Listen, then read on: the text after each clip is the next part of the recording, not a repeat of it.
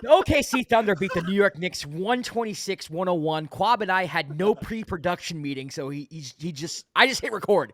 Hit record 5 seconds ago. That man is upset.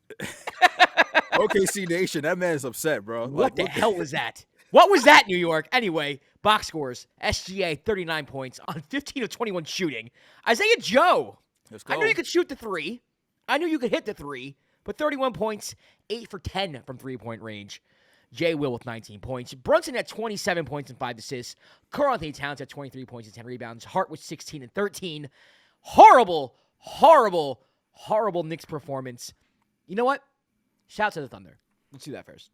Shout out to the Thunder. I thought defensively they got in the Knicks' head early. They could not even when the Knicks were getting into the paint, they were smothering the Knicks in the paint. Their active hands, swiping at the ball, making it hard to get into the paint. Every shot in the first quarter was difficult. And when shots are difficult, and for those of you who play basketball at any level, doesn't matter how good you are, if you know you're working hard for shots, even when you have open shots, those shots aren't easy anymore because you've been working so hard. And I feel like that's a big reason why the Knicks missed the open shots that they had. They had a few open threes there in the first quarter and second quarter before things got out of hand, and they just missed them. And to me, that's a testament to OKC's defense and wearing the Knicks out. On the other end of the floor, SGA just put the hammer down early. Isaiah Joe was shooting lights out all game. And if you watch any of our reaction videos, Kwab and I will sit here and be like, yeah, they might have played zone in the first. We'll dissect like defenses and we'll say that they ran this, they ran that. I'm not doing that. The Thunder just blew the doors off the Knicks to the point where, like, by this mid-second quarter, the game was over. There's nothing to dissect here outside of the fact that the OKC Thunder just totally punked the Knicks in Madison Square Garden. They looked like the way tougher team, and that's what bothers me most as a Knicks fan is that we were out-toughed. Is that a word, toughed? Out-toughed. Out-toughed? We were out-toughed. We were out-toughed. They were basically tougher than us, and as a Knicks fan, that is something that, and I know a lot of people like laugh at us because we talk about the 90s Knicks and whatever, but as a Knicks fan, that's what we pride ourselves in, right? Like, blue collar, we're going to beat you up, we're going to be tougher than you, we're going to get offensive boards, like that's what we do. And this team just does not do that. This team is fugazi. They're fugazi, and I've been saying it all year.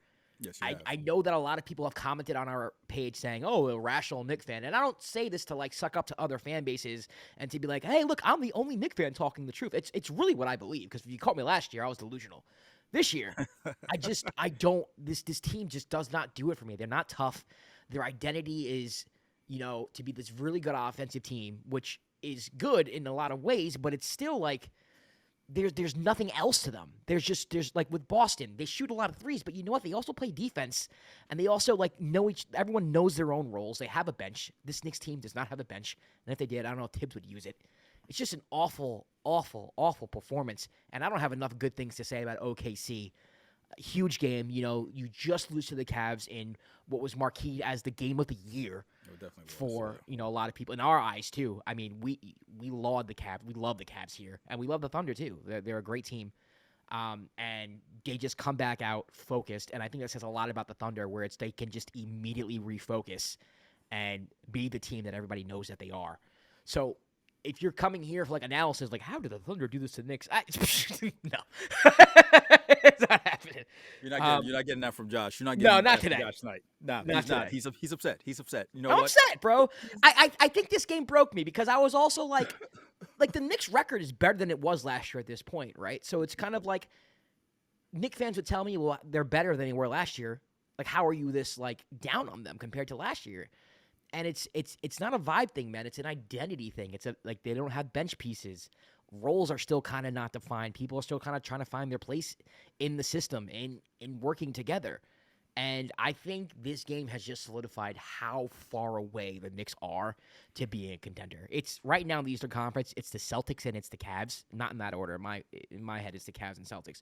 But it's those two teams, and that's it. And there's everybody else. Yeah. I'll say this.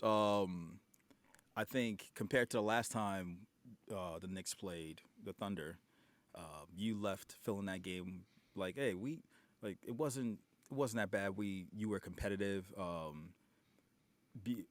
Outside of the Aaron Wiggins run last game, it felt like your team. When you were watching, you felt like your team you could compete with a team that's so high up on the West and high up in the standings as the Thunder.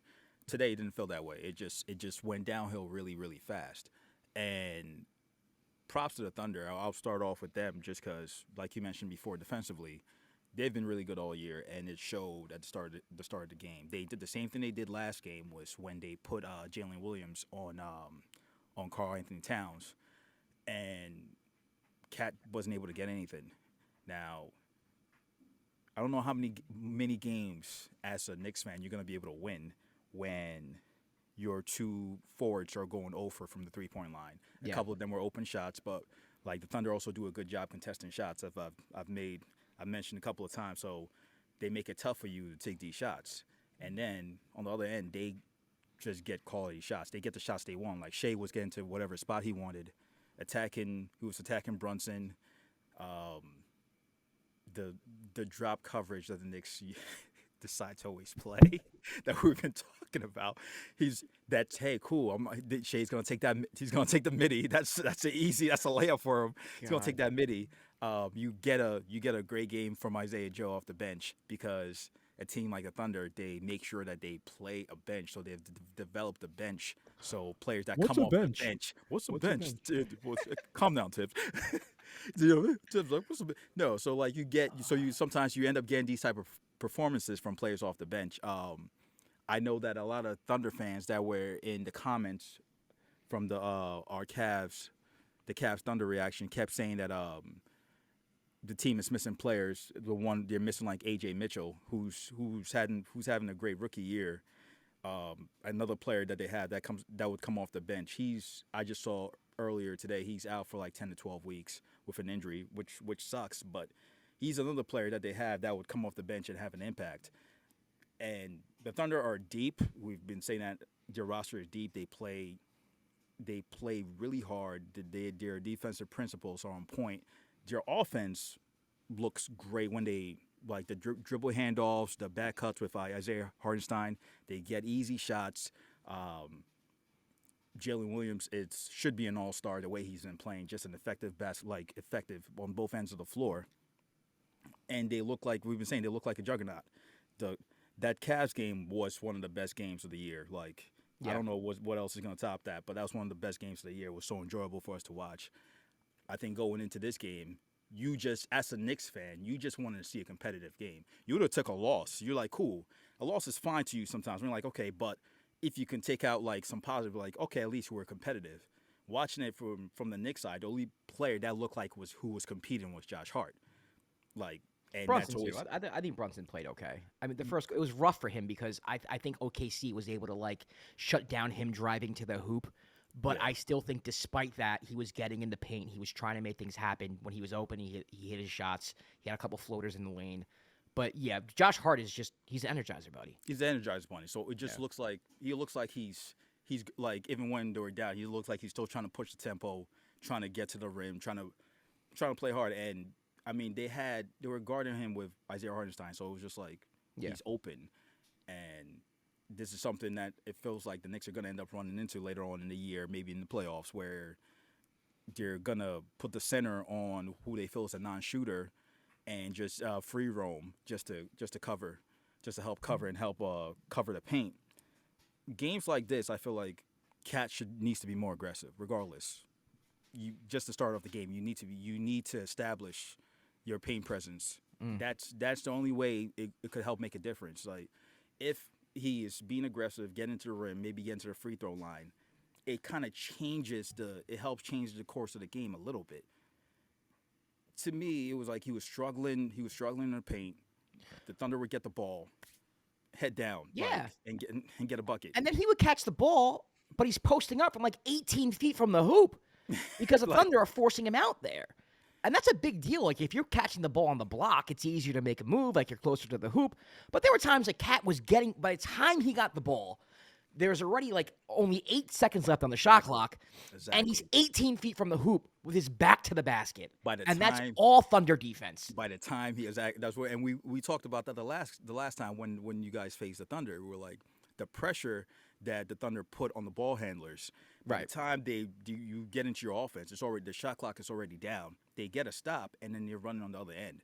Right. And it affects your offense. Now, if you're not playing fast and you're not playing decisive, these things can happen. Game was over. Game was over at the half. The game was over. The game was over before the half. It was over quick. Game was over quick, and it's just That game like, was damn, over like quick. I expected the Thunder to win, but I expected maybe like a more competitive game because it's the Knicks at home. No. They know they you kind of get the feeling like they kind of made it seem like they let one get away when they played the Thunder earlier. So Yeah. I expected, I expected Same. more umph, like more. Eli Manning was in the building. They did this in front of Eli. Simone Biles was in the building. Okay, yeah, that's a goat. That's a goat. What? That's a goat. How could you? How could you? Now, Kwab and I made a promise that because it's a Knicks reaction video where we're going to go 40 minutes in honor of Tibbs, but we can't do that. Because the starters didn't go a lot of minutes. They really didn't. So we're going to go a quarter here. I don't have anything else to say. I'm disgusted. We're gonna go less than a quarter. We're gonna go a Thunder fast break. We're gonna go as quickly as the game ended. The game was over. What else is there to say? There's nothing else to say. The Knicks are fugazi. Like you know what I mean? Like it just is what it is at this point. The Thunder are one of the best teams in the league. Some people think they're the best team in the league, even though they lost to the Cavs. And the Knicks are a team that just completely revamped their roster, changed their identity. And let's be honest, it's gonna take a year or two to actually establish roles and get used to each other. You just can't. On a dime like that. Not a lot of teams have been successful doing that. We've seen people try to build super teams over and over and over again. And for every 2008 Boston Celtics team, you have a Steve Nash and Dwight Howard Lakers team. You have, no offense, but you have a D. Will, Joe Johnson. You have a Amari Stoudemire, Carmelo Anthony Knicks team. Like, those happen more often. And I thought you were gonna say more Nets teams, but I was No. I'm going to give you one. Because honestly, I think that Nets team would have won a championship if things didn't happen. No. So I don't really count them in that. But for me, it's just like, it's just, as a Knicks fan, and I went through this with the Melo trade, for those of you who don't know me, which is everybody watching. In 2010, the Knicks traded everybody for Melo, and I understand why you do it, because Carmelo Anthony is who he is. But as someone who suffered through a lot of bad Knicks teams, that was the first Knicks team. I was like, yo, there's cohesion here. Like, this is a team. We can build off of this. And it took a long time for the Knicks to kind of recover from that. They had one really good year with Melo. That was it. That whole era, I'm not blaming Melo for it. It wasn't his fault. But again, just for the record, I'm not saying it's Carmelo Anthony's fault. But you make the point though. You make the point with that when the Melo years, it took a while for it to get to that point where they were like, okay, this is a good team. Yeah, it took such a long time to be a good team. The day of the Melo trade, the Knicks were the 6th seed. You know what I mean? And they finished, I think, the 6th or 7th seed that year. Yeah. And again, it's not me like knocking Melo, but they had really one good year under Melo, and that was it. And it kind of brings back that same feeling for me where it's like, damn, like we had all these prospects, man, like RJ and Quickly and Grimes and Mitch, and who's still here, and Deuce, who's still here, but like Toppin, and yeah, you make strategic trades, but like you kind of went too far. We went a little too far with this, and I don't know how you go back. The talent's on the roster, but we need a deeper bench. I don't think they get the bench this year. I know you can make trades at the deadline, but in order to make trades, you need assets. I mean, yeah, you need a deeper bench. I think with the talent this team has, they should be better defensively on the perimeter. Yes, that's the biggest thing. That's the biggest thing. I just think that's been the main red flag, like flashing, like why are they so bad defensively on the perimeter? Like the trade for Mikal Bridges was like, okay, well, he should be coming in and he should be better defensively because he's not going to have such a high usage like he did on the Nets offensively. Right. Every time I watch him, I've had to watch a Knicks game for a recap because that's the only time I watch the Knicks for a recap. That's it. I'm not watching y'all.